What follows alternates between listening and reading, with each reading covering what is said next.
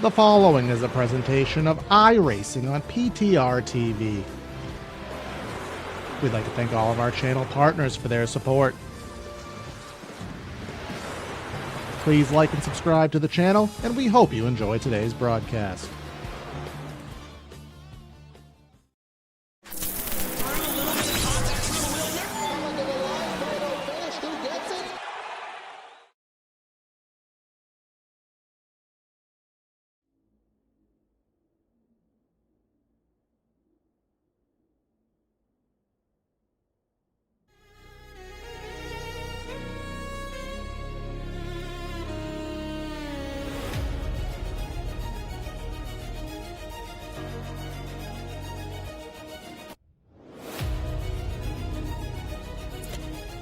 The Darlington Raceway, the 1.33-mile egg-shaped oval, is a track that drivers love or hate with its insane level of difficulty. Running on just 3 lanes of asphalt here on the 20-plus degree bank since the late 1950s, the Darlington Raceway, the track too tough to tame, the Lady in Black, is what's on the table here today for the Florida Estate Builders Area Pro Series. Welcome everybody to PTR TV for round number 9 here on our calendar of the Florida State Builders Pro Series for what will be 130 laps around this racetrack.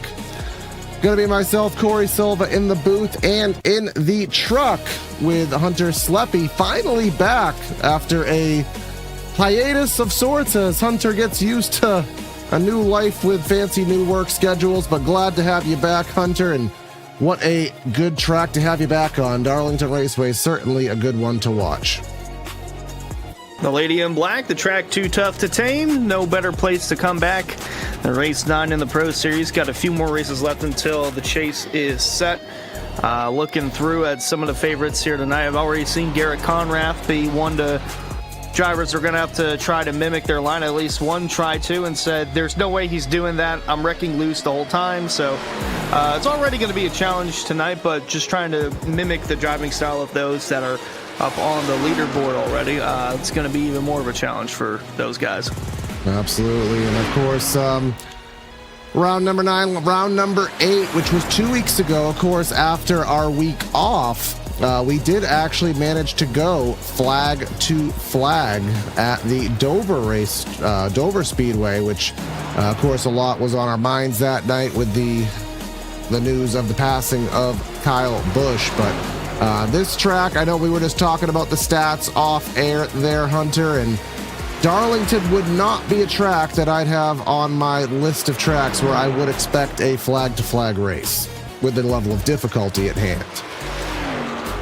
No, and usually we don't get too many opportunities at a caution-free race at Darlington. We've had at least 1 yellow in every race, 5 on average.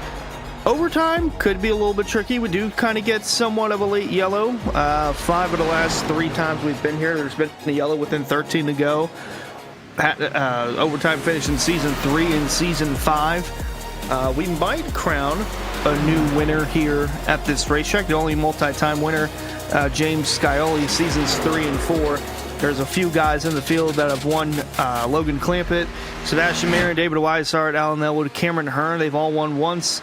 But other than that, there are some guys that are looking to get more wins to their name as we go deeper into Season 8. I'm already looking at Peyton Howell. He's only got 1 win on the year at Iowa. Looking to possibly get another win. Zach Kerr, Brian Mercurio. They've also got 1 win on the year. I'm pretty sure they would like to add another win to their total before the chase begins. Absolutely, and this is one of the few series, of course, this past week we have changed up the normalities where the Cup Series, the points leader over there, didn't have a win on the season, James Scioli. And then in the Truck Series, points leader Garrett Conrath, after 8 races, he didn't have a win. He broke that goose egg, got in victory circle, both of which had very interesting manners of getting those wins here at the Lady in Black. But as you just alluded to, a lot of winners up front, still waiting for the 73 to get in victory lane. And he is going to be our pole sitter as we'll wrap up qualifying. Of course, we want to thank everyone for tuning in here to PTR TV. If it's your first time, don't make it your last. Hit the like and subscribe button. And if you're on Twitch, consider hitting the follow and subscribe buttons over there. $5 a month will get you custom emotes, double points, and you can turn those double points into free merch. So, and of course there, Hunter, it was a 200 lap Southern 500-esque race for the Cup Series, guys. Here today, 130 laps, so it's still a long one here at Darlington, but you still have some time to maneuver and show a little bit of patience. Yeah, patience is going to be a very good virtue to have. 130 laps for this place tonight. Turns 1 and 2 going to be the challenging part. It's a lot bumpy through there. It's a lot more wide open compared to 3 and 4. We can already kind of see how the different turns, the different styles. 3 and 4, it's a little more tight. Going to be seeing more guys try to go up and up on the racetrack as we go on through the night. 1 and 2, you're out of the gas a bit, but it's more throttle time compared to 3 and 4. And painting that line is going to be real tricky with the banking and the exit of the corner where the wall kind of sticks out. So that's going to be a challenging part for those guys tonight. And it's all about getting off turn 4 as well. So you want to get through 3 and 4 well, because if you don't have momentum coming off of 4, you're a sitting duck heading into 1. And another big point of contention, if the need does arise, which it did on Monday in the Cup Series, did not on Tuesday, which that's a podcast topic. But pit stops here, Hunter. One of the, if not the toughest pit road in all of oval racing to get on here at Darlington. Peeling off of that super narrow high lane racing groove all the way to the bottom here to this flat down about 7 lanes. We saw about 2 or 3 drivers miss the pits in the Cup race. And if it happens, again, that's going to be something that will be very, very detrimental to your race. Yeah, green flag pit stops are going to be a very critical, right there. critical thing and very crucial.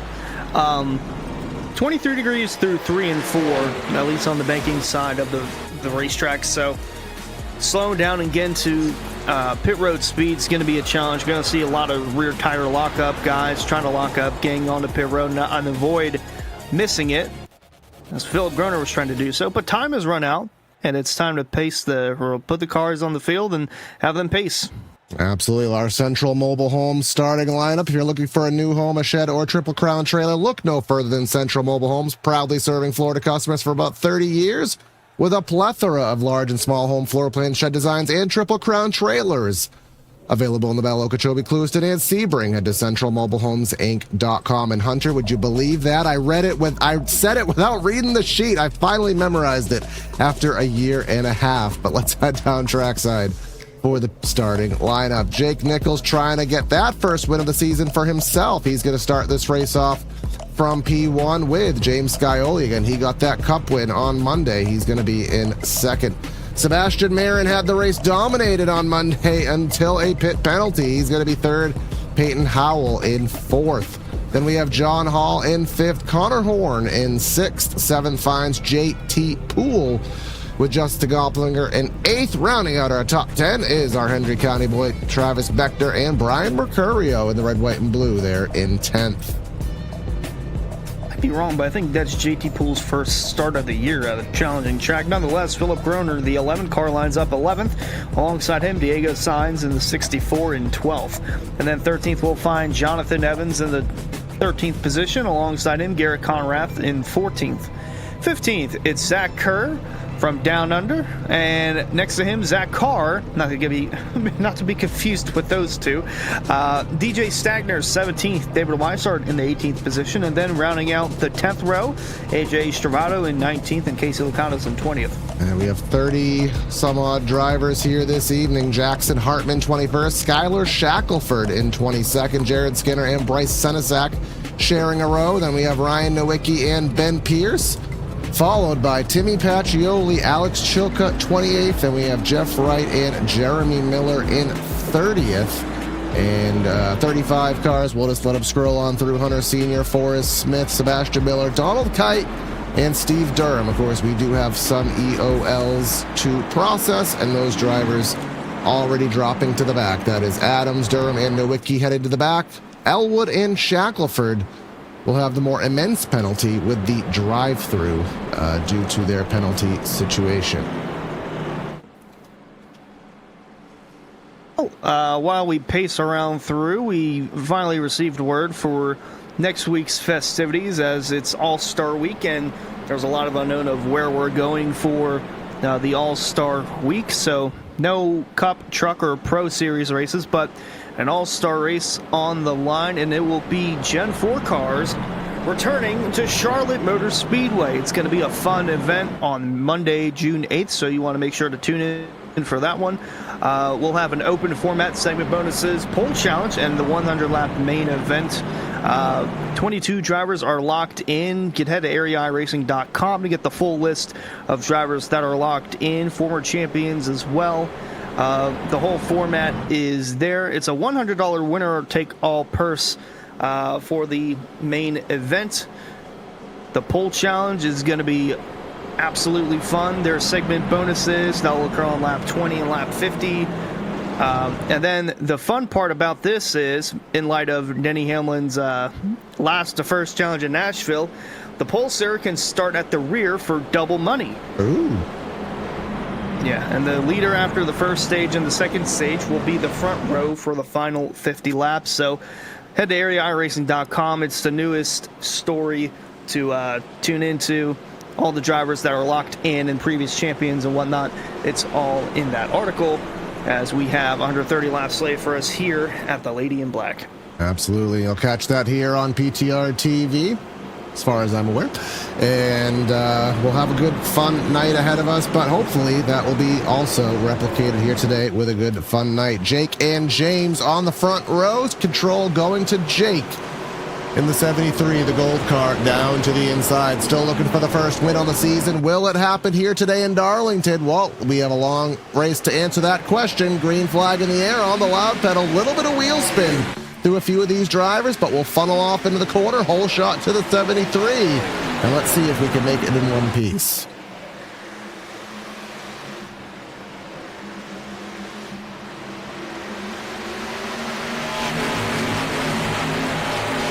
Oh, no, we don't. 48 of Jeff Wright's around.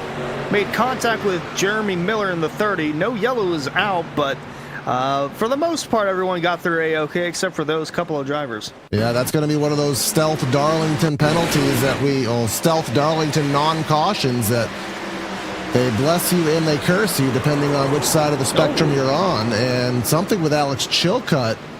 And Wright was all the way down to the flat trying to evade, but all the banking transitions, contact there with, that's, as you said, Jeremy Miller.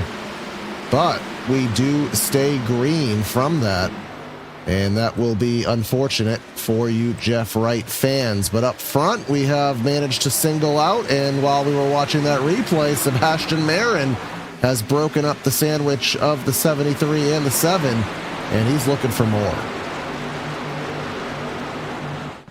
There's a single foul here, and that's really threading the needle if you're trying to do side-by-side there. I mean, you can make it work in the back. No, Diego you can't. Sainz. We got a wreck in the back. They tried to go side-by-side through 1 and 2. It didn't quite work on the exit of turn 2, and again, no yellow yet. We're still green. Yeah, I think Barney has just either decided to take the day off, but again, we'll get into the exacts of why this is how it is. I do know the technicalities behind it. He's underneath Zach Kerr. And again, turn 2 is just very, very tight, just naturally. And 66 kind of washed on. Maybe a little bit of net code there, but the predominant portion of the wreck happened off the racing surface. And I'll just get into the technicalities of it because it may happen more than once here tonight. You can see 3 lanes of asphalt above that hash mark. That 3 lanes of asphalt, you can see it here in the corner. That is the racing surface as per iRacing race control. And that carries across the entire length of the track. So if you spin and crash below those first 3 lanes, iRacing considers that off the track, and all intents and purposes, they don't care. Yeah, that's one of the many interesting parts about Darlington, and interesting battle here inside the top 10, that 9th spot, trying to get up for grabs as Philip Brenner was trying to get around JT Poole. baby blue, well, not really baby blue, but dark blue 28 car. Like I said, I believe this is his first start of the season, and very interesting track to make your first start at for the season, but doing a good job so far in the top 10, and up in front of them, doing battle, Justin Opplinger, Connor Horn. Horn on the outside, Opplinger on the inside, looking to clear, and he will off of turn 4. Of course, again, as I already brought up 2 weeks ago when we raced the last race here in the Area Pro Series, that was the day that we had lost Kyle Busch. We ran the very same night, all with heavy hearts. A lot of us waiting for the race to get canceled. We weren't in the right mentality. A lot of throwback rides here today. Darlington known as a throwback week. I didn't get to catch Sebastian Marins in the Cup race, but I do have his here today, and in honor of KB, another silent lap number 8.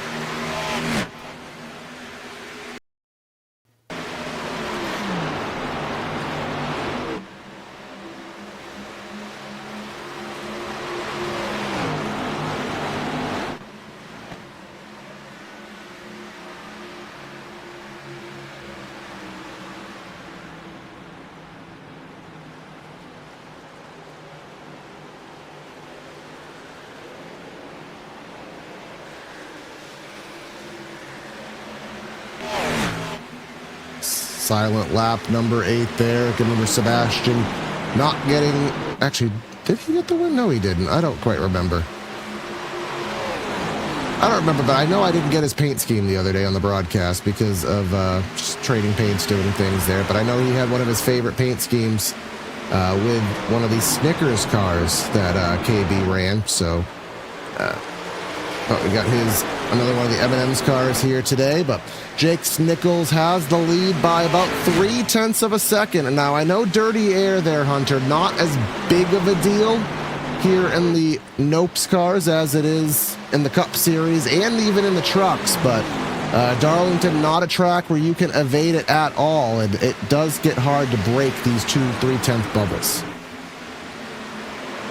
A good old bubble of air, and that everybody just loves at this racetrack, so that will be something to keep an eye out for. Clean air going to be key, and that's why we're going to see more guys try to venture towards the outer grooves, try to generate runs and build momentum down to the inside lanes to get around the drivers in front of them. But for the meantime, everybody's just riding around. 11 laps in, already starting to see fall off in the lap times, about 4 to 5/10 of a second between the leaders. Jake Nichols ran a 31.8 last time through compared to his 31.48. About the same with Sebastian Marin, 31.898, actually 1/1000 slower than Jake Nichols, but 4 to 5/10 of a second fall off for most of the field. But these Nopes cars, or No Wraps cars, I have had a lot of debate on which acronym we should be using, but to each their own, they do tend to have the largest fall off of all the top 3 vehicles. We have seen quite regularly in this series, upwards of 1.5 to 2 seconds of fall off, and that does make the green flag pit stop games, which are quite frequent here on Thursday nights. That strategy game is very, very interesting, and I'd love to have ourselves a little strategy game here today at Darlington. Battling going on here back of the top 15 or so. That's David Weishart, DJ Stagner to the top, Stravato to the bottom. Yeah, this is on the outside of the top 15 as Weishart's trying to drive away from this all. This is for the 17th and 18th positions, Stagner and Stravato. Door to door going into turn 3. And Stagner going up nearly into the wall, and Timmy Pacioli looking to the bottom of the racetrack, getting a run off of 4. They just let him go. It's the best way to do it going into turn 1. You don't want to enter side by side. That doesn't really help anyone out, but see the 86 car moving on up. I believe one of the bigger movers of the race, if I want to say. He's up 9 spots since the start of this one, and yeah, currently the biggest mover, Timmy Pacioli, in that number 86. Of course, he is just looking for a good run to his season.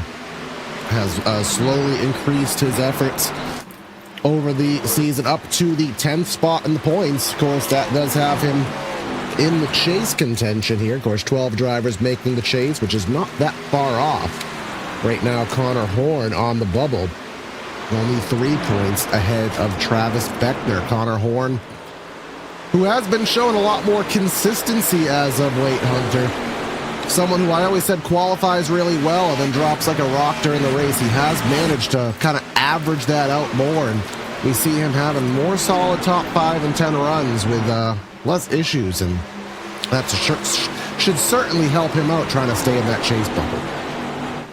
Yeah, a couple weeks ago at Dover, he finished 12th on his last outing, but he managed to move up 2 spots in the point standings to put himself in a good spot for a wild card entry for that chase grid. But we'll have to keep it going and keep it in the right direction, because we only have a handful of races more after today. There's only 3 more races, and one of them being road course. That being the next one, actually, the Daytona road course, and then we go to Kansas and Talladega, and God only knows what's going to happen at the Daytona road course, so that's a wild card in itself. And we're just lucky that Jacob hasn't decided to throw the wild card and have them go race at the new Qualcomm San Diego military circuit. I forget exactly what it's called, but that's going to be out in a few weeks. And next week, iRacing will actually have their new quarterly update, so that'll be something else to throw in the drivers, to throw a wrench in their efforts, because we don't know what iRacing is going to do to change these vehicles or the physics or anything like that around, as they like to do. So a lot of things that will come into play here as our playoffs, our chase gets closer. But the prior mentioned Travis Beckner in 11th now, trying to close in on the 11 of Philip Groner. The different lines that play, looks like Beckner drove it in deeper into the corner, and you can see how much he loses on corner exit. But someone who's not losing now, Sebastian Mayer, and he has gained about 2/10. Now he's within about a 1/10.5, if not less than that, from the back bumper of our race leader. Yeah, he's getting closer to where he can make a move on the leader, but Nichols trying to block his line and put a little bit of dirty air on the nose of that 95 car, but he is just inching closer and closer, and now he's going to make his move to the inside down the front stretch. Nichols will lead this time through. I'm not sure if he'll lead the next one, but he's going to set it in going into 1. Maron's going to back off and tuck back in line. As I was telling our guys on the other broadcast, Hunter, my old Darlington brain, my old 90s, 2000s Darlington brain just can't fathom driving in deep on the outside in turn 1. That was just always on the no-no list, but Jake Nichols doing a fabulous job of doing that. I think Sebastian may have got himself a stripe. Now, as I go back in my area history, I do believe we've covered some Darlington races here last season. And I believe Sebastian Marin was the one that I created the Darlington diver on. We've seen a lot of dive bomb moves entering 3. It has been kind of one of the best places to pass here, Hunter. So getting the run off of 2, and then trying to be close enough where you can do a send-it move, that may be one of the magic tickets here tonight. Yeah, after letting one get away from him this past Monday, I'm not sure if he'll let another one get away from him tonight, but he's giving Jake Nichols a run for his money. Those who are driving away from Scioli, the Cup winner from Monday, running in the 3rd spot quietly with Peyton Howell, John Hall in the top 5, and guys outside the top 10. Hello. Darlington stripe for you, Garrett Conrath in the 49. He's on the bumper of Jonathan Evans in the 26, and now to the inside, looking to get around him for the 12th spot. Well, he doesn't need to do a diver, because Evans just pulled the parachute and said go ahead and get him there, as Evans in a rowdy throwback there, EPI, as opposed to the NOS energy scheme there. But Evans, someone who he basically got right hand hooked backwards in front of the field in turn number 3, and somehow managed to get a top 5 in the Truck Series race on Tuesday. I don't know if that's more of a testament to how crazy the race was on Tuesday, or a testament to just everything else. I don't quite know, but Evans had a great recovery there, currently in the 13th spot. Going a little bit further up, Groner and Beckner still having a little bit of a joust there for that 10th spot. And for you Jeremy Miller fans, he did already take it behind the wall, the only car out of the race here, 24 laps in. Yeah, unfortunate there, an early end to the night, and just from a wacky start from those in front of him, and him just kind of being an innocent bystander with nowhere to go from that. But we're still green, and there's one of the cars involved in that, the 48 of Jeff Wright, who is 29th on the racetrack, looking to get a yellow to kind of bring himself back into it. Skylar Shackelford is 1 lap 10, and I do think that's because of the drive-through that he had at the beginning of the race. So Donald Kite is the last car on the lead lap, 32 cars on the lead lap to be a matter of fact, and here we have a decent little battle for the 6th or 7th position, if you will. Connor Horn in the 67, trying to keep the car behind him of Brian Mercurio at bay. Mercurio also, that is a Kyle Busch throwback, if you know that. He ran that in the Xfinity Series a few years ago whenever he was still in JGR equipment, but he's up to 6th now. Connor Horn down to 7th. And another Kyle Busch throwback is Justin Opplinger trying to close back in. And Opplinger having the attention in the fan base in the chat right now. And that is very clearly an Interstate Batteries throwback, which my brain does associate more so to Bobby Labonte, but I know Kyle did run it a time or two, or perhaps more than that even. It was kind of good to see all that. I know Brexton he did his first race in the Legends the other day, and still obviously hard on all of our brains to comprehend what has gone on. And just kind of an off-topic thing, but in the realm of Kyle Busch, take your health seriously, folks. If you don't feel good right now, I have had a sinus infection. I have been coughing. I have been really congested for about a week. If I don't feel good next week, I'm not dragging this out. I'm going to go get myself checked out. You just never quite know. Just never take anything for granted, as we unfortunately found out a few weeks ago. But, we're chugging through this Florida State Pro Series. As I say that, Peyton Howell ruffles the Skittles there, hits the wall, but they're doing what they usually do. This is by far the cleanest and greenest of our area series this season, Hunter. And I don't know if our caution sequence is going to catch up to the trend, but right now these guys are in a good little groove. I mean, we're not halfway yet, so there's still plenty of time for that realm to be explored with. But yeah, it's been clean, somewhat clean. We've had a couple incidents where the yellow didn't come out because of the way the track is here in iRacing and how yellows fall. But yeah, for the most part, it's been a pretty solid race. Nichols has checked out from Sebastian Marin a bit, 0.3 of a second. Marin really hasn't been closing in since his Darlington stripe from a handful of laps ago, as James Scioli's trying to close in. That is Donald Kite, I believe, the first lap car that the leaders are going to encounter. Now, lap cars here is almost like catching lap cars on a road course. If you catch them on the wrong side of the track, it is hugely detrimental because there's just not many other lanes to choose from. But coming through 3 and 4, this is not the best place to pass, but I mean, I wouldn't say 1 and 2 is any better, so we'll see what happens. But he's going to run the high lane, is the 73 of Jake Nichols, and it looks like they're going to catch him through 1 and 2, which I guess is probably the worst end of the racetrack to catch him on it. He wants to stay on the lead lap, so he's not going to roll over and play dead, but I expect him to be respectful, and this will put some dirty air on the nose of the 73 for the first time.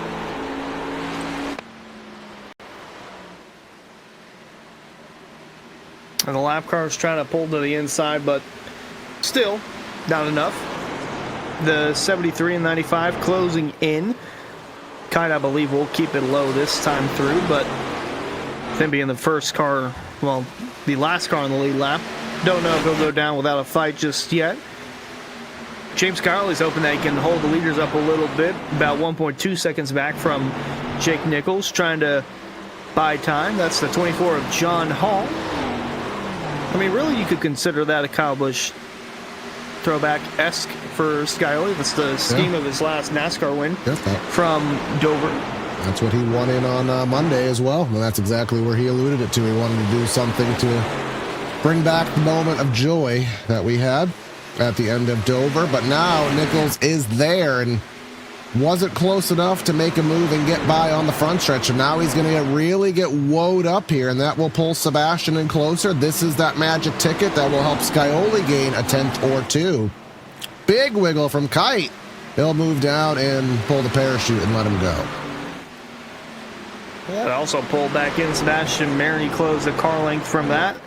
Nichols going to try and scurry around on the outer lanes of 3 and 4 to generate a run to get away from the 95, but it'll work for a little bit, but still a full car length was gained between the 95 and the 73. Back there, I believe we had a battle for 10th, or at least the 11th position. Garrett Conrath was trying to work his way around Travis Beckner, the two Hendry County cars, 11th and 12th on the speedway. Now they're trying to make something happen there. Teammates there, so I don't expect this to be too difficult of a battle, because obviously they want to help one or the other.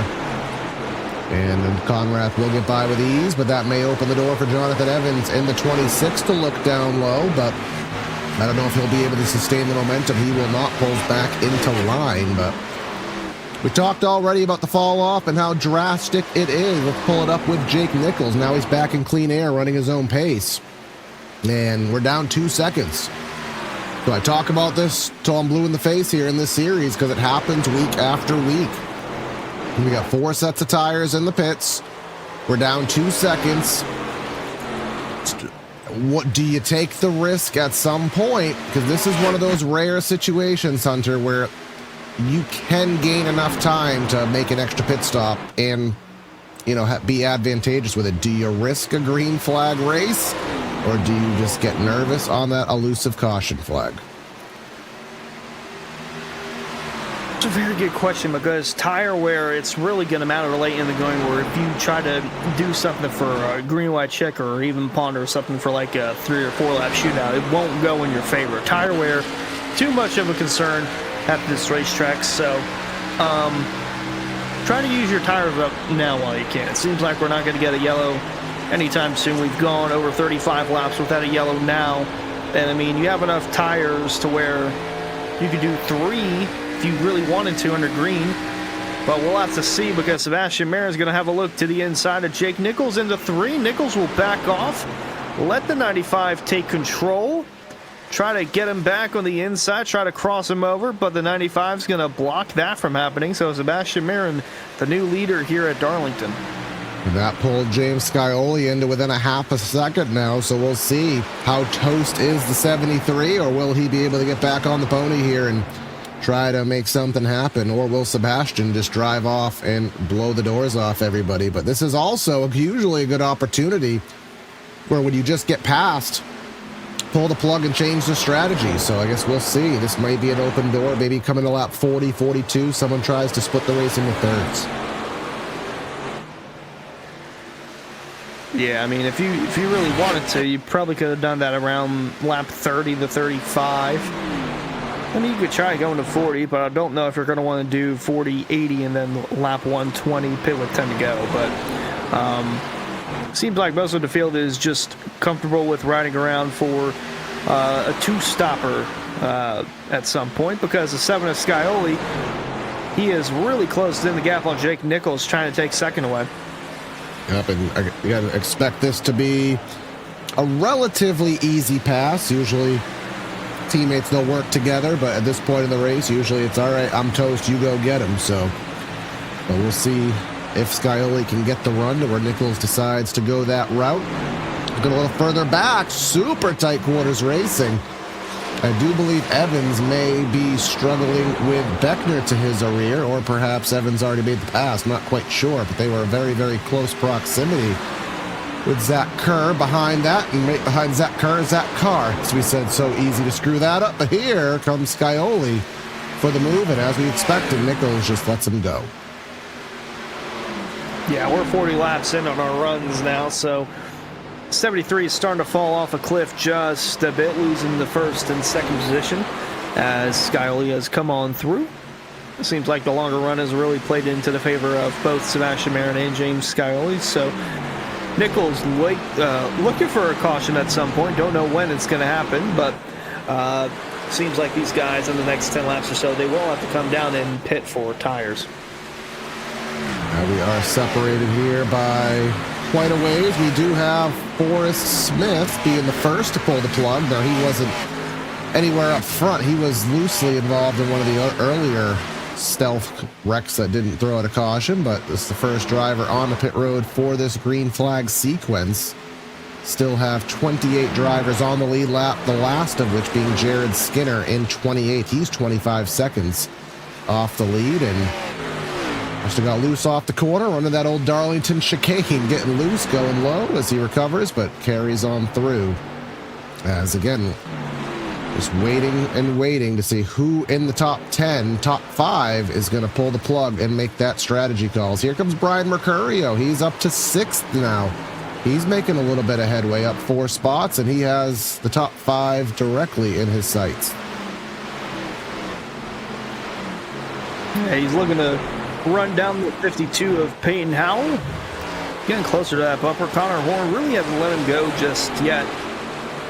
He's kind of lurking in the background there, as I believe JT Poole might be making a pit stop. He's starting to fall on the leaderboard, and he was running inside the top 10. So the first of our front runners to come down, Alex Chilka in the 60, making his way down as well. Yep, nobody else, at least on this time round, but in the most difficult pit entry, a lot of time to be gained, even more time to be lost. But I would expect the majority of these drivers probably to err on the side of caution just to evade having some significant issues. Here's Conrathen. He was probably our first top 10 driver to take that hard left turn. And Darlington is a very, very long pit lane, so a very, very painful trip at 45 miles an hour. Of course, little fun facts. Darlington, as you can see on the right side of your screen there, actually used to be 2 pit lanes up until 1999.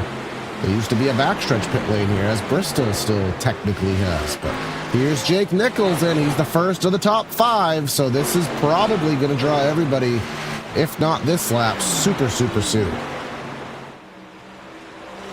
Yeah, they're splitting it up into, looks like 45 lap increments, 45, 90, and then they'll have an extra set or two whenever they choose to use it in the closing stages of the race. Travis Beckner coming down pit road as well, going to make his pit stop, but the 95 and Marin will continue for at least one more lap. And Scioli and just about everybody else. Who's that? That's Philip Groner, I believe, and I think the 2 Zachs coming in. Little wiggle there from the first of the 2, the 66 of Kerr, but... And you're just going to think in this context, too, there, Hunter. Every lap that Marin stays out, he's losing 2 seconds, approximately, to what Nichols is going to run as he's now on his outlap. So this may get Nichols the race lead back. It's our old famous Hunter versus Hunty chasing scenario here. We love to see it on these strategy races. Oh, the car back there, John Hall had a little moment coming off turn 4, but yeah, it seems like the 95 is handling better on the longer run than the Jake Nichols machine. Him and James Scioli, they both seem to be running better the longer they go on the run. So Nichols had to come in and pit.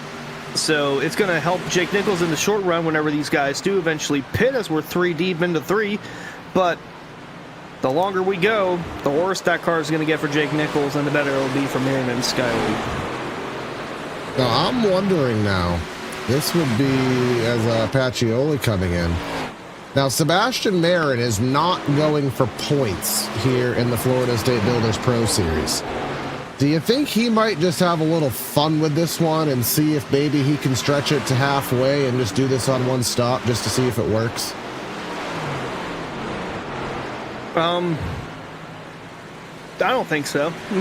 I mean, I think he wants to win, chasing trophies at the end of the day. So it's possible, but I'm not sure if that's going to be viable in the long run. But I'm John just Hall thinking coming down pit road. Yeah, John, I'm just trying to think right now of as much time as they're losing here. And, you know, if you're going to do this as an even 2-stop race, that's basically where Jake Nichols has it, an even 2-stop race. Staying out longer, I mean, what do you gain from it by... I mean, I guess you'll make the last stint as short as possible, but I'm trying to figure out the gain to staying out this late if you're still going to have to do 2 stops. So, again, they're smarter than we are. They do this for a living. We just talk about it. I would say between now and lap 55 is when these guys would come down pit road.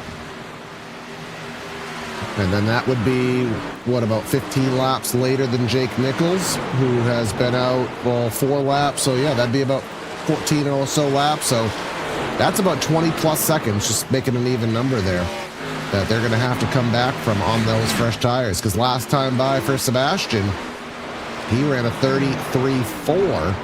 Comparatively, Jake Nichols at a 31.8. And Jake Nichols has been doing that for a few laps now. So it'll be very fun. It makes us feel like we're doing a road race here with all these over-undercut tire strategy games we got to follow here. But here's Opplinger and Evans having a battle. I think Evans has taken that opportunity and passed him. And now we have some Superman drivers on fresh tires working their way through.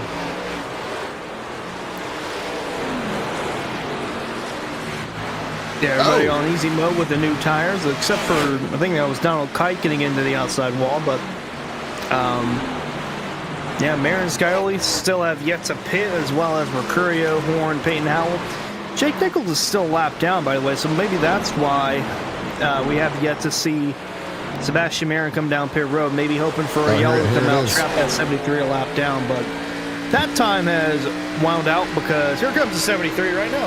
And talk about that easy mode here, the amount of time he just got. And who is that 50 running? That is an old car. That is one of the old Hendrick COT schemes, the Kellogg's car. The 50 there, it just surpassed us, but that's Casey Lakatos. So now, we'll see if Sebastian does pull the trigger and pit. Brian Mercurio in the pits in the 82. Sebastian staying on the track. Just to add a little... Skinner in the 99, that had a moment there. Yeah, Lakatos pulling all the way down the inside. But just to give us a little bit more further clarity as well. Again, if we just reference this information, 48 seconds from cone to cone, including the pit stop. That's how much time you lose at minimum. Then you probably lose another 6 or 7, no pun, seconds on your in and out sequence, slowing down and speeding up. So that's probably about 55 seconds you're going to lose on a pit stop. That's about almost 2 laps here.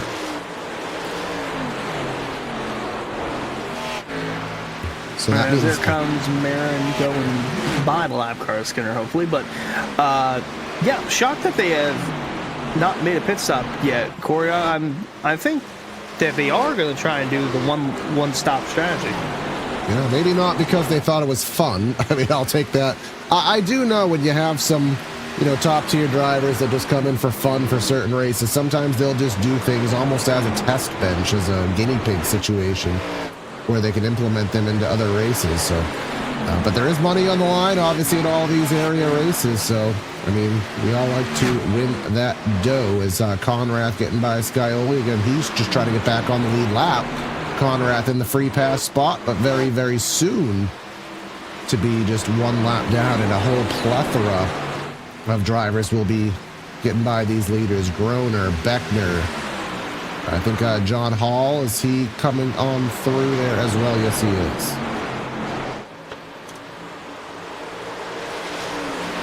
Big old gaggle of cars here. Really flirting with disaster here for our leaders, because even though they are higher up on the leaderboard, they are slower traffic compared to those with newer tires. And John Hall, Zach Carr, I think that was Zach Kerr in the 66, trying to navigate their way through, especially through a tight part of the track in moment 2.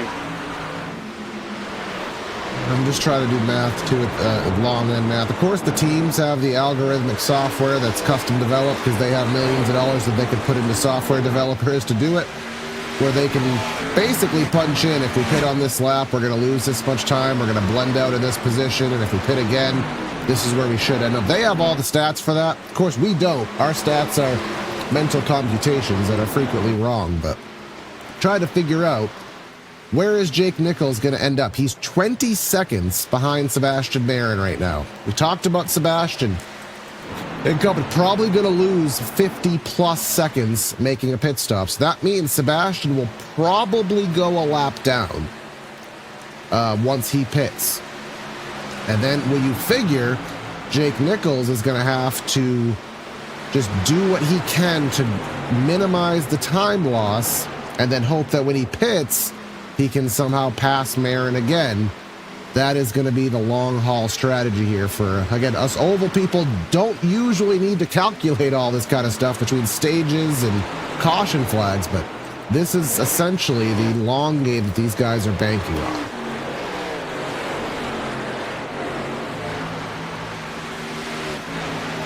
Yeah, they're slowly but surely trying to make that work. And, I mean, even if yellow comes out, it'll still play into their favor because everybody else that did pit, they're going to want to come back down and pit again. So that just builds gap between Marin Scully and Jake Nichols as AJ Stravato coming down pit road in the 77. Yeah, seemed a little loose of an entry there, but one thing we have completely neglected doing here today is just talking about our sponsors here. So, of course, we have showcased Travis Beckner a few times here on air, but you could see him live in person at Hendry County Motorsports Park on Saturday for some open wheel mods, V8 Warriors, and more. Tickets $20 for adults, kids age 5 and under getting free. And discounts for seniors and teens. Come see racing at the southernmost dirt track in America in Clueston off US 27 at HendryRacing.com.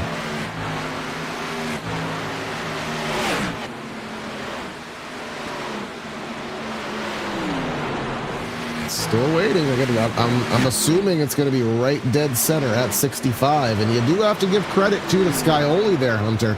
When he got surpassed, I thought he was just going to get dropped off like a FedEx package, but no, he's stayed right with him and kept Sebastian on his heels. Yeah, he is keeping the 95 within reach, within 3 to 4 car lengths of the second. Kind of been that way since Jake Nichols lost the lead, but the top 7 have yet to pit. Jake Nichols within 15 seconds now of our race leader. This group of cars, they have made a pit stop. Zach Kerr, Travis Beckner, and Philip Coroner. This is all for position 13th, 14th, and 15th on the racetrack. Absolutely. It's still waiting for pit stops. But like you said, Jake Nichols, and we'll bring up his live tracker to the race leader. Just watch that leader number. Right now, it's 13.8. And mind you, he has slowed down quite a bit. He's down to 32.5s, 32.6s. But he is still running a second faster a lap than what Sebastian is. So he is, I mean, if Sebastian pits now, he's still going to gain another second or two and further lower that gap. And the lower he gets the gap now, the bigger the gap is upon Sebastian's pit stop. Ben Pierce exiting the pits in what I believe was a Kyle Busch Combos car. I'm taking a gathering to. But we're past halfway. And they still on the racetrack. I'm more than gasted. I am flabbergasted.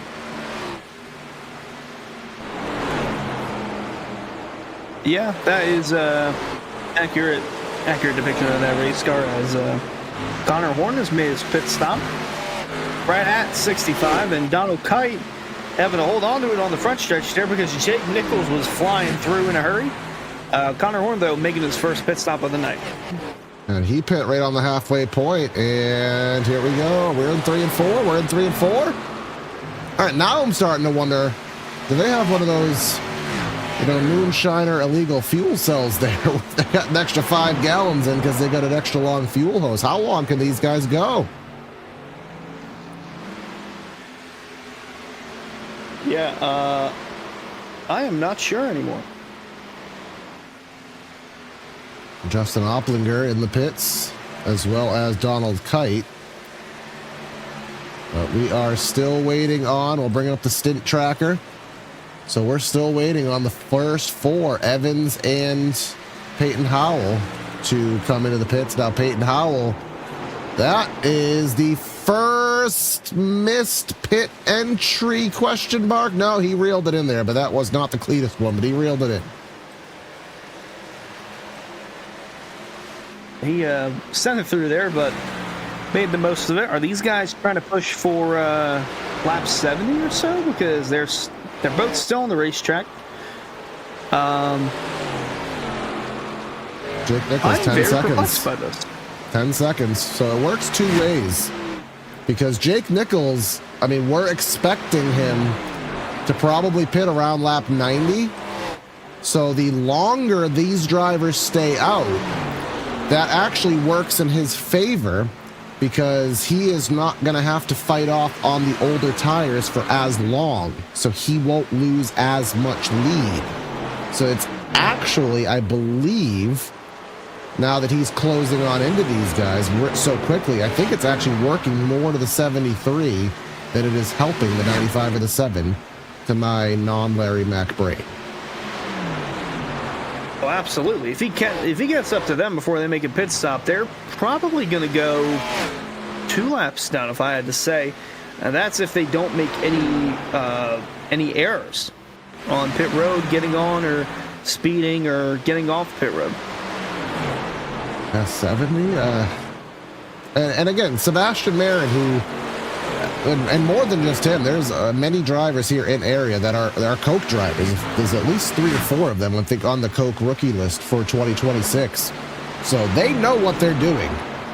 The thing is, we are not area level crew chiefs, so we don't know what they're doing, which is why it's kind of fun to watch, because we're learning on the fly here. Here's DJ Stadner in, but Jake Nichols, look at, he's up to third. He's 8 seconds back. Again, this is going to be, as you said, I think they're going to go down. Oh, he's spitting. Sears Scioli. And we're just waiting on Sebastian, and now Nichols just, so basically the distance of the front straightaway, that is the gap from Nichols to Marin.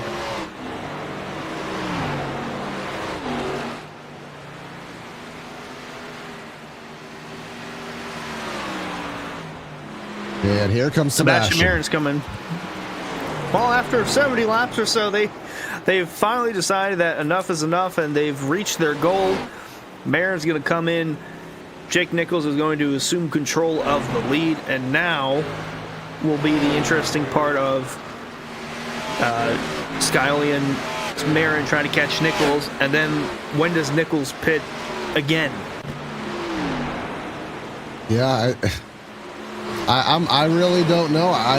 If he should try to pit on the sooner end or not. I mean, again, if a caution is to come out, absolutely works in his favor. I mean, I don't see a caution coming out. We're not really seeing any self-induced handling issues where I think that would preempt it. So it would have to be contact-based. And as we kind of watch from one of our static cams, you can see outside of a few little battles here and there, we are very, very spaced out here. So this race is likely to go a long distance as Marin exiting the pits. Now, he is first on the lead lap. Actually, now Scioli getting by. So they didn't lose nearly as much time as I thought. Where is Jake Nichols? Jake Nichols, let's just use a reference of the start-finish line here. Jake Nichols at the line. Oh, actually, we don't even need to do that. I don't understand math, Hunter. I don't. Because Scioli and Marin are directly behind him, and they are just on the cusp of getting their laps back. I don't understand math at all, evidently, because I thought they would have been a lot further back than that, given the pit lane time we talked about. Yeah, you're not the only one, so don't feel bad about that. I'm just as baffled as you are, but the 7, he will get his lap back this time through, assuming Marin will get his lap back within the next lap or 2. But for that, we have 15 cars now on the lead lap. Yep, so, yeah, I mean, we'll take it. So now, if you're Jake Nichols, I don't know what you do. Because each lap you stay out, that's going to make more time that you need to gain on the fresh tires later in the run. So, yeah, maybe this race is leading back towards a Scioli versus Marin situation, where Scioli and Marin separated by 1 lap of tires, which is, it does mean something, but it's not the end-all situation there. But again, this is a certainly spicy race. Other things that are spicy, Rick's Hot Sauce. We don't have a Rick's Hot Sauce car in this race for me to focus on here today, but you get some of the best hot sauces made in South Florida. Lokahatchee Classic Golden Garlic Palm Beach Pineapple. And of course, they're sponsoring the $100 Rookie of the Year battle on Mondays in the Cup Series, rickshotsauce.com.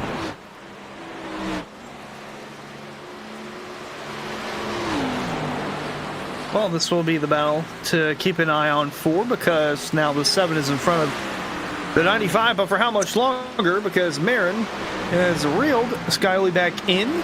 Jake Nichols on older tires now is in a position of when do you pit?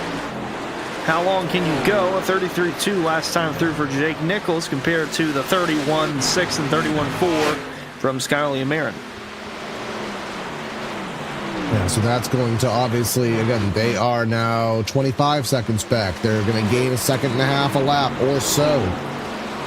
We expect Nichols, we expect everybody who pitted on that around lap 40 bubble to come in. Maybe around lap 85 to 90. And then it's just going to be a matter of how fast will those fresh tires gain time after you lose all that time coming back into the pits. And the biggest question of all, will we be interrupted by the caution flag? We estimate 5 on the day. That's what the trend says. But we're only on 1 here thus far here today. And I mean, I'm not saying anything. I'll take a nice clean race after the double-digit cautions we had in the Truck Series on Tuesday. Starkly different battle. We never took to look at the weather, just to bring that up. And this may be answering a lot of our questions. That is almost a record high track temp right there. Yeah, that is an absurd temperature for the track. 140 degrees. You could cook eggs, steak, anything you want. It'll cook quick on that surface right now, but really shocked that we haven't had too many people lose control of their car. I mean, we saw in the first handful of laps of the race, but again, if it's below those 3 lines or 3 lanes there on the backstretch, then it does not constitute as a caution on the iRacing admin's part. So,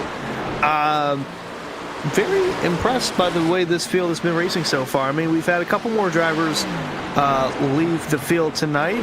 Diego Sainz is called in tonight. Forrest Smith is called in tonight as well. We have 19 cars on the lead lap, 31 still on the racetrack, and being led by Jake Nichols by just under 2 seconds from John Hall. Absolutely. And before our inevitable next pit stop does occur, we're just going to go side by side for a brief minute. Stay with us. We'll be right back with you.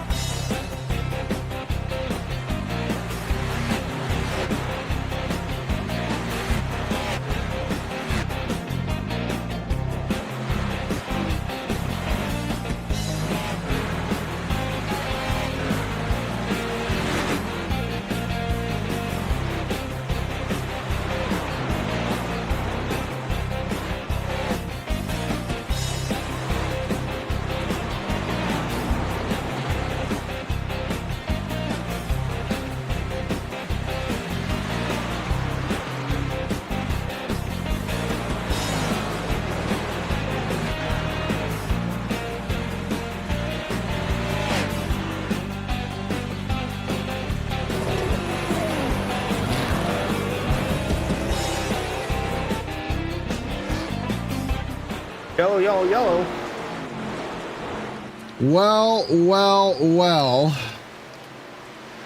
We thought that this race was headed into a solid direction, and it has surprised us once more.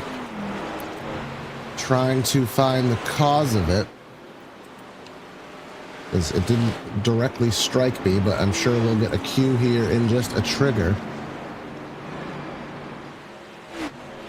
Perhaps Ryan Nowicki, but I'll wait for admin to give me the call on it. I'll just briefly try to check. I don't have any immediate triggers though. Oh, it took 85 laps, but the first yellow of the night has finally fallen here at Darlington, and trying to find the reason why. Maybe it's the Pacioli. That was a good guess. Pacioli and Steve Durham in the 31, colliding there through 3 and 4, and that is above the three grooves. It's right at the top of the groove, but 3 wide in the 3, not going to work too much. Yeah, ain't no question about that. Those track limits right there.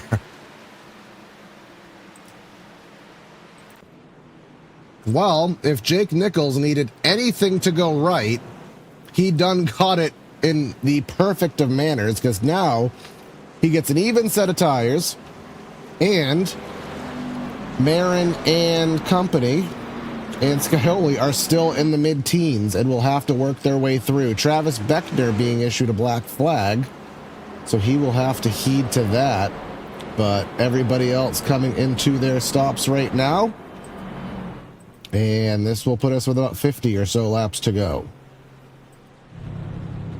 Yeah, this is kind of what I feared would happen to Jake Nichols, where he would be positions and positions back from the 73 and the 7 while they were staying out, and then the yellow would come out. Well, it's kind of flip-flopped in a way, because now the 7 and the 95, Scahioli and Marin, they've got a lot of cars in between them and Jake Nichols, so played out beautifully for Jake Nichols, but it's going to open the door for more guys like John Hall to get into the mix, as Marin is still in his pit box. Yeah, not sure. So a speeding penalty is usually around 30 seconds, I think, so maybe he had picked up some damage or something and realized I'm already going to be near the back of the pack. Maybe just get it fixed, because, of course, everybody, doesn't matter how good you are. I don't think there's a guy in the field who did not pick up a stripe at some point during this race. But another poor example of my terrible math. I said this would be about a 50-lap run to the end. No, it's going to be about a 40-lap run to the end, so even less. And again, it's going to be Jake Nichols and John Hall, someone else we haven't talked about, but another one who certainly gets to benefit from this situation, and Brian Mercurio. He's been 6th, 5th most of the race. Now he's the highest he's ever been tonight, in 3rd. Yeah, that yellow really came at a good time for those guys. It's going to open the door for John Hall, Brian Mercurio, Garrett Conrath, Zach Kerr, JT Poole. Those guys are all in the mix now for a really good day. Sebastian Marin and James Scahioli, they are a multitude of positions behind Jake Nichols now, who is the control car on the outside lane. The pace car is going to pull off, and we'll have just about, let's say 41 to go when we get to the line. Absolutely. The admin giving a +1, a shared incident to the 31 and the 86 on that caution flag. But entering the restart box for a rare situation here today, the wiggle on the bottom from Hall as the control car of Nichols fires off from the top, and Mercurio trying to push the 24 up to speed as Conrath rings it around the outside. Going to try and settle in the line. Travis Beckner, seems like the black flag is going away for him. Zach Kerr is to his inside now, looking for that 6th position, going into 3 and 4. Beckner really high. He's hitting the wall. He's trying to stay out of the wall, but Kerr will go into 6th. Beckner down to 7th. And for the lead, John Hall with a run to the inside of the 73, and Nichols going into 1. And Nichols is going to let him have it. Or is he? He's going to keep it. He's going to keep it on the outside, try to set up the crossover, which is usually what you do there in those turns 1 and 2 passes. But he's not going to have enough in the tank to do it. Conrath not too close to be able to make a move, but moved to 24 to the race lead for the first time here today. John Hall looking good here in the waning stages. So confirmation on Travis Beckner. We saw that he had the black flag in the middle of pit stops, even before he made his pit stop. that will be looked at post-race, so that's why he did not lose any positions in that ordeal. Meanwhile, JT Poole, Zach Kerr duking it out for 5th. Poole slinging it sideways and keeping it straight. Meanwhile, Mayer, we saw back there, trying to get around Zach Carr for the 10th position. Yep, he is driving red. It's probably similar to how, who was it in the Cups, in the Truck Series race the other day that led Jacob Harberts, led 120 laps, however many it was, and was relegated to the back after a caution sequence. So sometimes you drive red, you drive through the field, but Marin being methodical. If anybody can gain 9 spots in 30 laps at a track tough to pass on, I'm going to put my money on that 95. Not on FanDuel. We joked about that one the other day. But here's Philip Groner looking to the inside of Connor Horn. That's going to be for the 8th spot. They're falling back in the line. And here's James Scioli trying to dive underneath Zach Carr. Yeah, he's trying to follow the line of Sebastian Marin and try to leapfrog his way through the field with him. They don't have a whole lot of time remaining. Less than 40 to go from Darlington, and a lot of cars separating those two from Jake Nichols, but it's not even them that they're chasing after now. It's John Hall in the 24. He jumped up and took the lead on a magnificent move a lap after the restart on the front stretch and has not looked back since, but Sebastian Mayer trying to look forward. He moved up another position past Philip Groner. He's now in the 9th position. Only 2 seconds behind the leader, too, so it's not like he's half a straightaway back. He can see where John Hall, well, he can't see him when he has connection issues, but he can see him when he's on the racetrack. There it is. But unfortunately, just gaining that amount of time is not as easy as it looks, but for someone like him, as we said, that will certainly be achievable, if not extremely difficult. But John Hall, as we said, getting the lead there off of that good pass. He does have a win on the season. He got that at Las Vegas.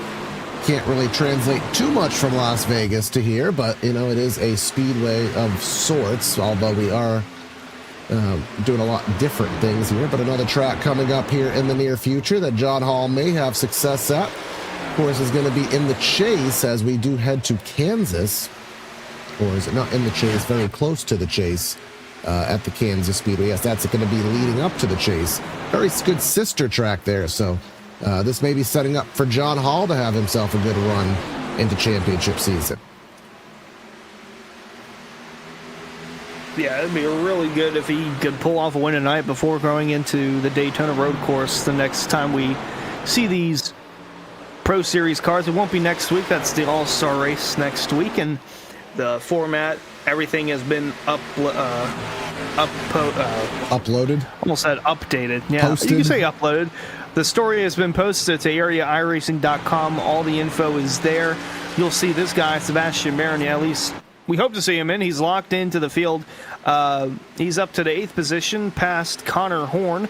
James Scioli there in 11th. He's a couple cars behind the 95 of Marin, trying to, again, navigate his way through the field. Not a whole lot of time for Marin to do so, but he's making good lap time, staying within 2 seconds of the leader.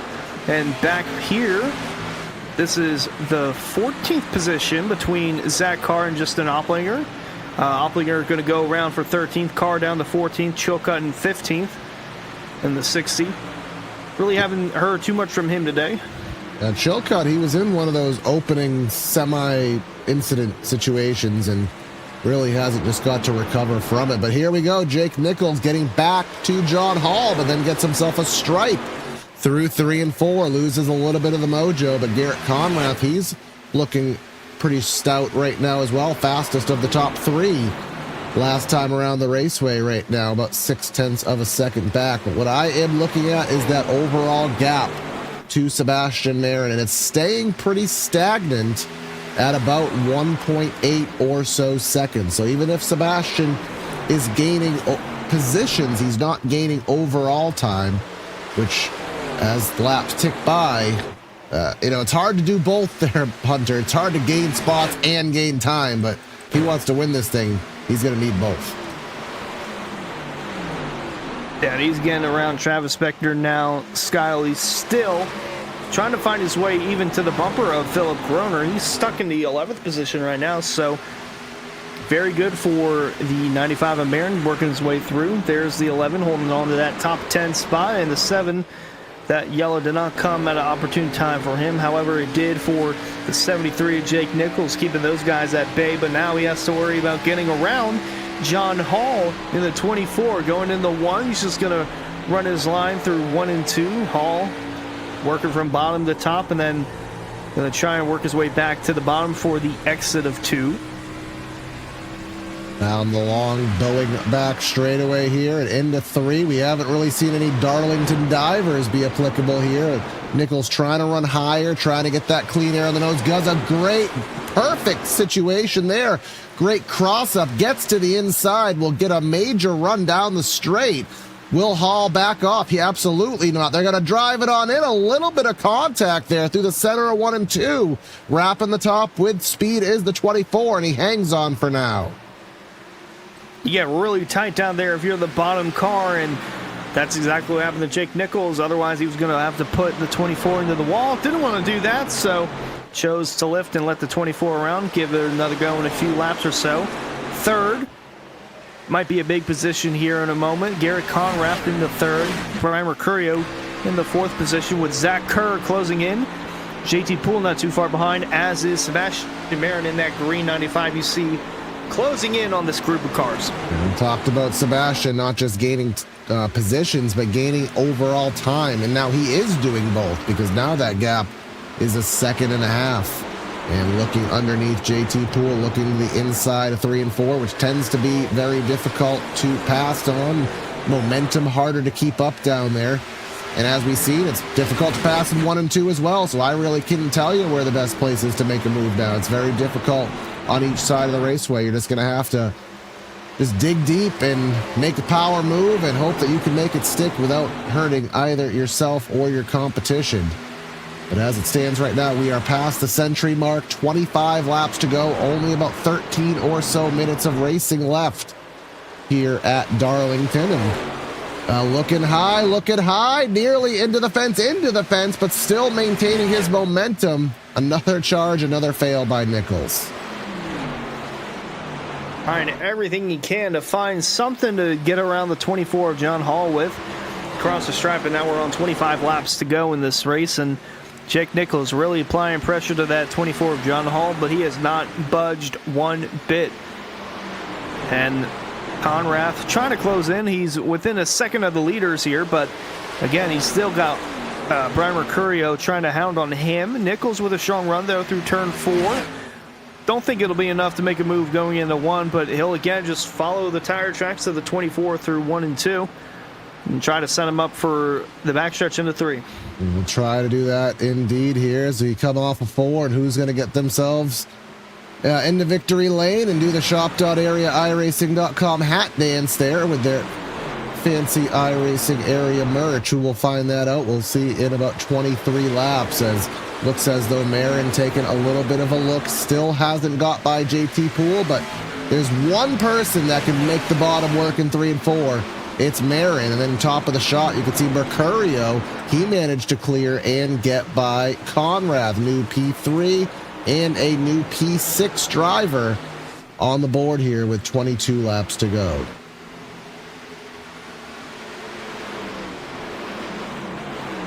Yeah, Marin now up into the 6th position, still 1.6 seconds behind the leader in John Hall. Behind them, though, Connor Horn trying to get around Travis Beckner for the 8th position. We're on board with him now with the inside approach into 1. Oh. They're going to touch. Yeah, Travis ain't going to like that one. That was an old IHOP pancaker up the track there. And, of course, Van Drugman had some fighting words. What goes around comes around. He wasn't too happy when he got pancaked into the wall there by Scioli in the Cup race on Monday. And little pancake there to Beckner. Will he consider that a racing deal, or will that get put in the old memory bank? Well, perhaps we'll find out in chat, because we do have a connection there. But either way, 20 laps to go. John Hall still holding on to a lead of about 0.2 seconds. Marin holding strong at about 1.5 seconds. And now he is battling with some of the more faster cars here in the race. Zach Kerr, Conrath, and Mercurio That's going to be 3 difficult passes, or so it should be. Yeah, he's trying to get around Kerr here for the 5th position. Going to be real tight off of turn 4. And they'll have to tuck back in the line, so nothing there for the 95 to pounce on quite yet. But the faster he moves up, the quicker it'll be for those to try and negate that process, because he is driving up into the top 5, or trying to do so. But Zach Kerr making it difficult for him, and John Hall starting to put a little gap between himself and Jake Nichols. 3 car lengths separating the front 2 drivers as lap car pulls to the inside. Skylar Shackelford letting him go. 19 to go at the line.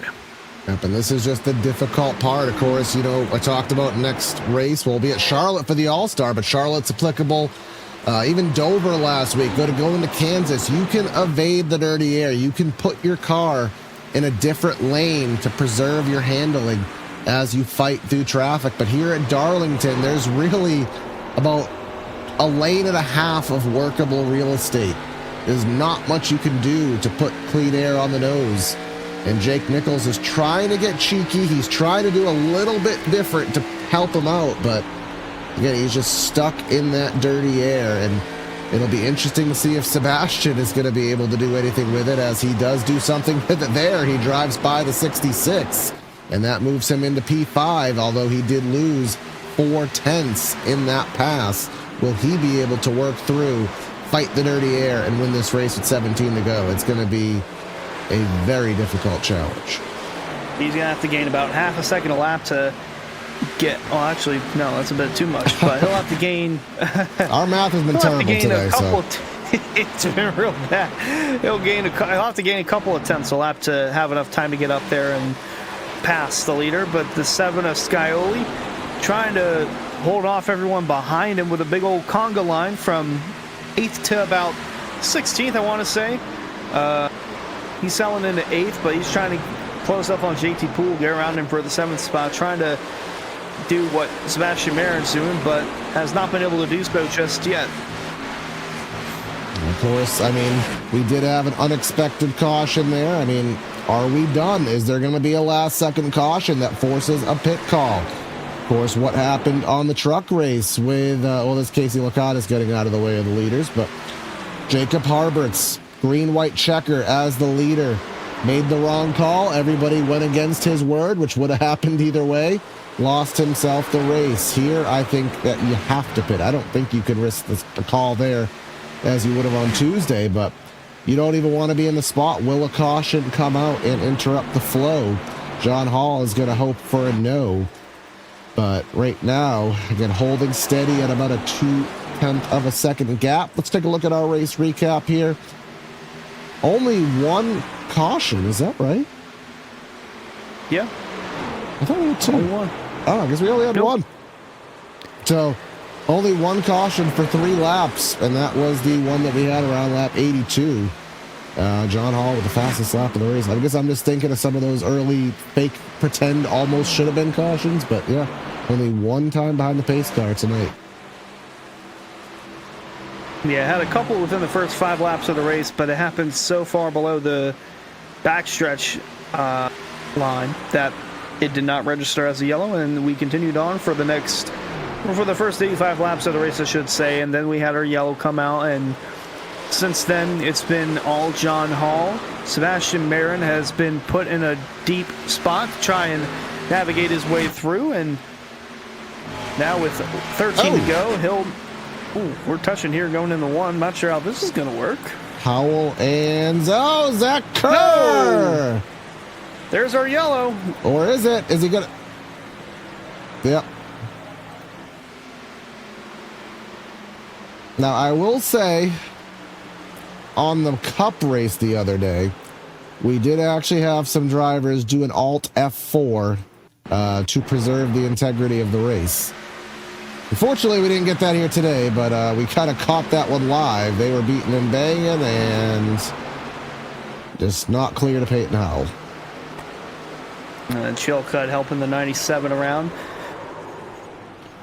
Stravado getting a piece of that there, and with 13 laps remaining, we have another pickle for these leaders to put themselves into. I mean, you're obviously going to have to take tires here, but there's still too much time left to where if you choose to go with 2, that you're going to put yourself in a really bad spot.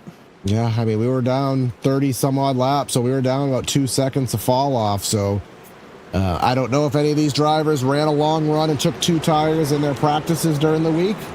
Is that going to work? Is that something you want to try? Is that going to create an unhandleable vehicle, for lack there of better verbiage? But everybody coming into the pits for money time. Now, we did have Sebastian Marin get a speeding penalty on Monday night. The number 1 pit stall, I don't know who, I can't remember who has it here today, but the number 1 pit stall, it's very tricky here. You think that you could peel out full speed and get to the cone, but you do have to back off to evade a speeding penalty. So hopefully everyone does what they need to do here, and we'll see what happens.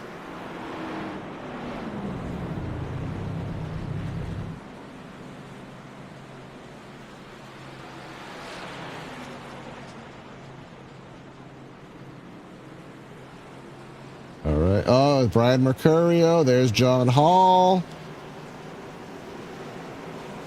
Oh, Marin coming out P3. And I think that's Jack Nichol's the big loser from all that. I mean, he's outside the top 5. What happened to him? 16-second pit stop. Did he have any issues? Did he have to back up or anything? No. It's gonna speed up through this, and I mean that's just, unless he's, yeah, he lagged for about maybe 2 extra seconds in the pits after the jack was dropped. So I don't know if he had some damage to repair or if he was just caught snoozing or what, but that extra 2 seconds just completely took him out of this race.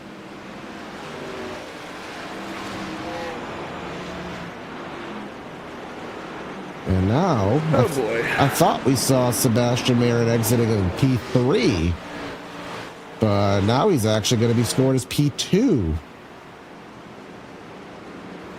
And John Hall, against the grain of the leaders on the recent cautions, he is going to be choosing the inside lane. Yeah, I would have thought that Marin was P3 as well. I'm not sure if there was a lap car that came out in between them for some reason, or if whoever was in second sped coming out of pit road. I'm not sure who that would be, but regardless, he's in a really good spot now with less than 10 to go. Absolutely. There he is. That was not how we wanted Sebastian to have issues here today, is via connectivity, but now less than 10 laps to go. It'll be 9 at the stripe. Into the Sunoco restart box. John Hall trying to get himself another win on the season. Marin trying to make the comeback complete after that pit stop cycle. Green flag back in the air. John Hall gets the whole shot. Conrath trying to fight Marin for second. Won't be for long. Marin clears him for second. Zach Kerr clear of third. Skyly in the 5th now, as John Hall trying to keep Sebastian Marin at bay. He's going to have to do it for the next 8.5 laps. There'll be 8 to go at the line through 3 and 4. He's just going to try and mirror drive from this point on. I mean, at this point, you really should have enough to go full bananas for the entirety. I don't think there's going to be much tire deg in just 10 laps. So this is just a full battle of the Titans on a short run, full time trialing. Of course, Sebastian has the dirty air on the nose, but he is just Sebastian, so he can just do things that everybody else can't do. But is that driving through dirty air and making a pass on fresh tires? We'll find out. Right now, right in the tire tracks of John Hall, but even still, look at him gaining a little bit of time off of 4. As he's rolling on through with handful of laps remaining in this one. Hall keeping the 95 at bay. Conrath not pressuring the 95 at all. It's just mirror driver from this point on for John Hall. If he could do it for about 7 more laps, be in a really good spot. But the 95 drives it in deep there through 3 and 4. Tries to get inside the 24. Real tight. He's not going to let him get there. 6 to go at the line. And this is where you don't want to see. I mean, for years back in the 80s and 90s, you didn't want to have Dale Earnhardt behind you. You didn't want to have that black number 3. And in this era of iRacing, if there's one driver I don't want to have behind me at the end of a race, it's Sebastian Marin, because I know he is capable of anything. He's aggressive, he's clean, he can put that car in positions, has all the car control. But John Hall is not a slouch himself. Both representing the Kyle Busch throwback paint schemes. Both of them want to showcase those paint schemes in victory lane. Only one will be able to do so. 2 drivers, big slides off of 4. But Sebastian is there, but the laps are ticking. Yeah, less than 5 remaining from Darlington. John Hall having to hold on to everything he's got. Sebastian Marin trying to do everything he can to get around him. And then even behind them, the podium position is still not settled yet. Conrad trying to hold on to 3rd. Zach Kerr trying to get around him in 4th. But up front, it's still John Hall leading the way as we're coming across the line with 4 to go. Yeah, I just don't see where the move is, Hunter. That's the problem. And I know Sebastian can do things. He can get the bite on the bottom of 3 and 4 that nobody else can get. I think it's going to take a mistake, and when that mistake happens, if it does, Sebastian will know how to pounce on it. But thus far, John Hall has kept that car pointed. Sebastian getting some clean air, maybe some momentum from the high lane, crossing over down low, trying to build something up down the front stretch, and he will. Little bit of a block, little bit of a bump heading into turn 1. Yeah, Hall saw that coming. He had the block. Otherwise, Marin was going to get to his inside, and that would have been it. But John Hall doing everything he can in that number 24 car. And Conrad now steered clear of Kerr for 3rd. If he can close into the picture here, try to play some sort of role in this finish, that would help. But Marin's in the wall. Bad time for a Darlington stripe if you're the 95. We're coming up on 2 laps to go, and he pounds it coming out of 4. John Hall loving what he's seeing in his rear view. Marin acting like an NBA player with the double dribble against the fence there, and that'll cost him about 1/10 of a second, and that might be all it is, as Conrad is going to be close, but now Hall has a car length and a half. That's all he may need as breathing room coming here into 3 and 4 for the penultimate time. John Hall trying to get another win on the season. Sebastian wants to clear one, coming off a 4 for the final time. Barney has the flag. Let's take it home. 1 to go. Brought to you by shop.area.iracing.com. He had a really great run through 3 and 4 there. Marin's close right back to the bumper of John Hall like nothing ever happened. John Hall leading the way through turn 2. Marin's going to keep up with him coming out of 2. He's going to have one final push down the backstretch and into 3 and 4. Will he take it to the outside and try to generate a run? No, he's going to send it deep on the 24. He's closing in. He might have a run to the inside, but Hall's trying to shut the door. It's not going to be enough. John Hall will win at Darlington. What a race. What a finish there. 2 Kyle Busch cars go 1 and 2, but John Hall is going to get the upper hand there. You just, that little bit of a tap to the wall by Sebastian. It was enough to throw him off his game for about 30 seconds. He recovered, but not with enough time. John Hall gets his 2nd win of the season, winning here at the Lady in Black. Man, he had to earn that one. I mean, not only to hold off Jake Nichols, but Sebastian Marin in a 10-lap sprint to the finish. Woo!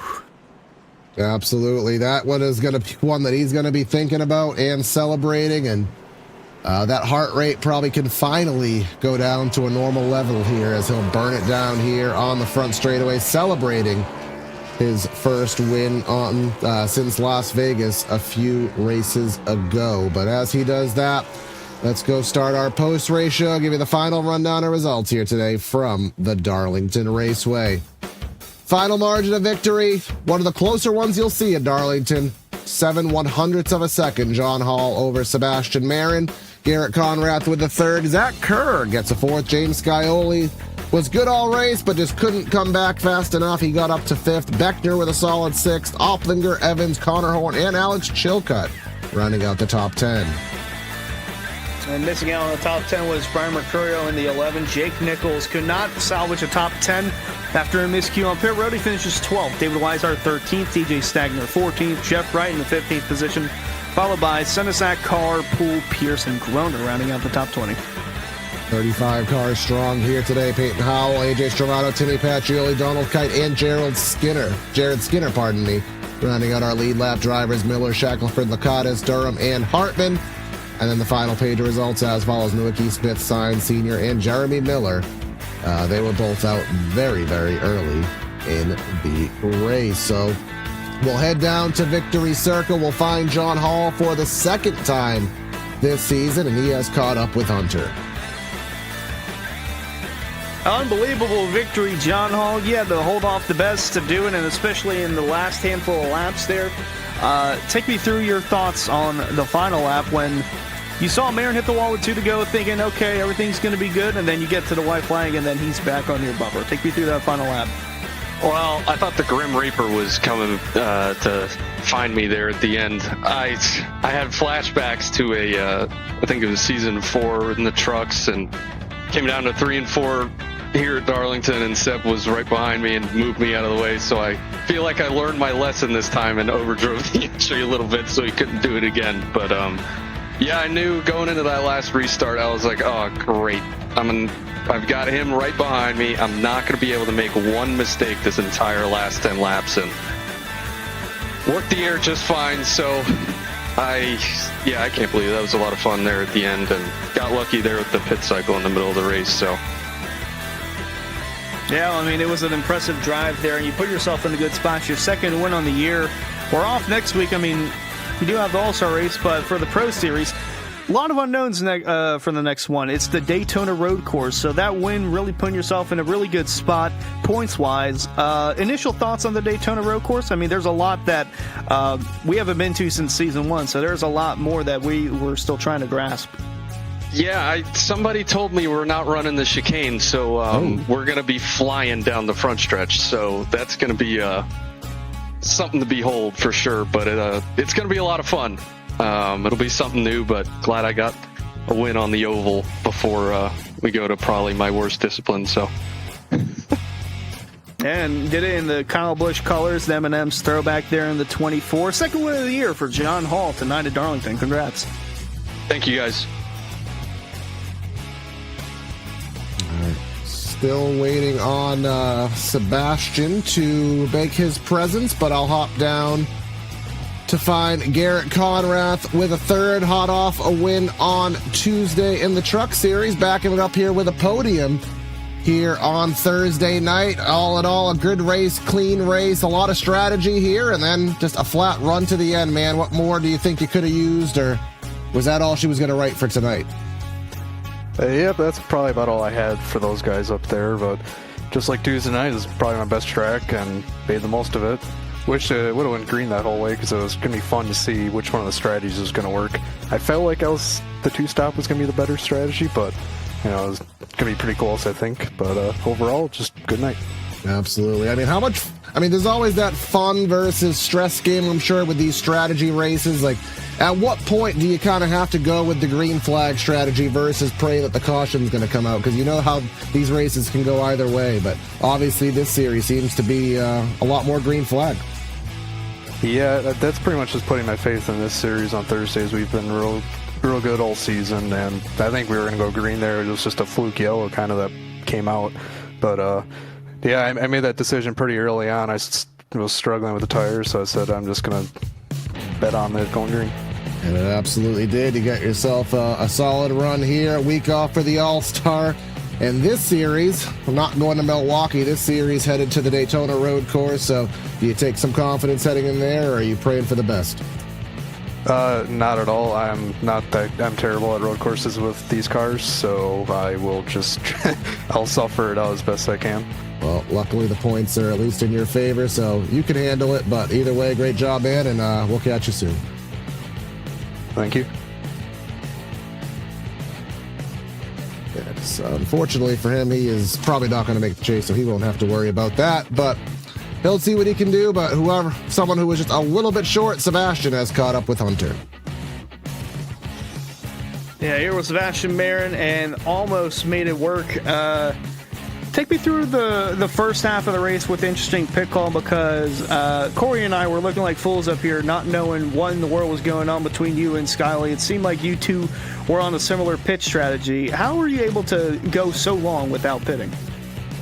It wasn't in terms of fuel. Everyone could make it halfway in terms of fuel. Me and Skyley were just going for the one stop, try to maybe catch a caution here or there. But obviously that would put us under risk when we would pit, because everyone that pitted around lap 40-something on the two-stop would eventually be ahead of us for quite a bit portion of that run. And unfortunately that caught us out. And I caught a little bit of damage immediately after the yellow came out. I had a little latency issue, so I disappeared for a second, and the guy behind me had no idea that I was gone. So when we pitted under yellow, had to repair some damage. And then that second yellow kind of gave me a chance to the win, because if that didn't happen, I don't think I would have gotten to second even. I think third with Brian was probably going to be the max. And then obviously a couple cars had some bad pit stops, some mistakes in pit road, allowed me to get second. And then that short sprint with John, it was just trying to battle through dirty air through 1 and 2, which was really bad. And then 3 and 4, you can kind of move around and manage. And 2 to go, hit the wall, kind of lost a lot of time to John, had to make up so much time to get back to him. And then 3 and 4, I went in there to try and give him a bump and run, but he learned from like 2 years ago from the truck series. I did that move to him. So he knew I was going to try and do it and avoided it. And I brought it home second. So. Yeah, in his own words, he said he thought the Grim Reaper was coming to collect from him again. He gave him flashbacks to something that happened in the previous time, and that ultimately is what led to him holding on. But the next race, presuming that you'll be there, or hopefully to see you there, is the All-Star race next week. We go to Charlotte in the Gen 4 car. I believe that's the ARCA car. I could be wrong on that. But other than that, the next Pro Series event is the Daytona Road Course. And I'm not even sure what layout we're running, because we heard from John that they're not doing the chicane on the front stretch, so it'll be wide open on the front stretch all the way through. Take me through your initial thoughts on the road course. Well, I'll be the first to tell you, I do not fancy road courses. I do not think myself of a road course ringer. I become human in other people's eyes than road courses. I definitely need to step up my game in terms of road courses, so I might be there just to get laps, because I need it. And I think I like the track. I've always struggled in the B car and road courses, so I don't expect myself to be contending for the win anytime soon, but I think I'm just going to go in there, have some fun. That's a great track, and I would prefer not running the chicane off of NASCAR Turn 4. I hate that chicane. Let's just change the gear and let us haul ass into Turn 1. All right, well, we'll get the confirmation of what layout we're running in the near future, but in the meantime, congrats on the second place finish, and hope to see you out there for the Daytona Road Course in a couple weeks' time. Yes, sir. Thank you. Have a good night.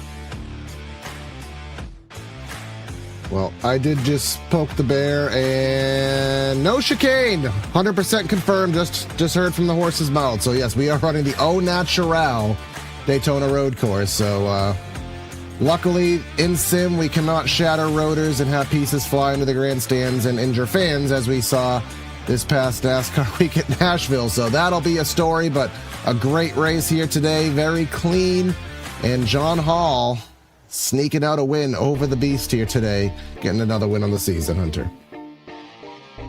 Yeah, a phenomenal race, phenomenal finish, and I don't think there's been a cleaner Darlington race than that I can recall from in a long time. So really happy with the way that turned out. Congrats to John Hall, adding his name to the list of winners from the Area Pro Series at Darlington. Now, I'll have to do some digging around for the Daytona Road Course, because we only went there in Season 1. That was so long ago, I don't even know who won. And it'll be the same as the other road courses where we don't have any yellows for. So if you make a mistake, you put yourself in the deep hole, and you've got to climb your way out of it, or attempt to, without yellows. So we will be back for the All-Star race this coming Monday at Charlotte. Absolutely. You'll catch that here on PTR TV. So that'll be our one and only broadcast of Area next week, but we will be live with our other series. We'll be back with the Triple Bypass series on Sunday, Tuesday, and Thursday, and we will also cover that race on Monday and check out our other content. If you're on Twitch, consider following, subscribing, $5 a month, custom emotes, double points, and redeem those points for free merch. But that's going to be Corey and Hunter signing out of the booth. Have a great night, and we'll catch you next time.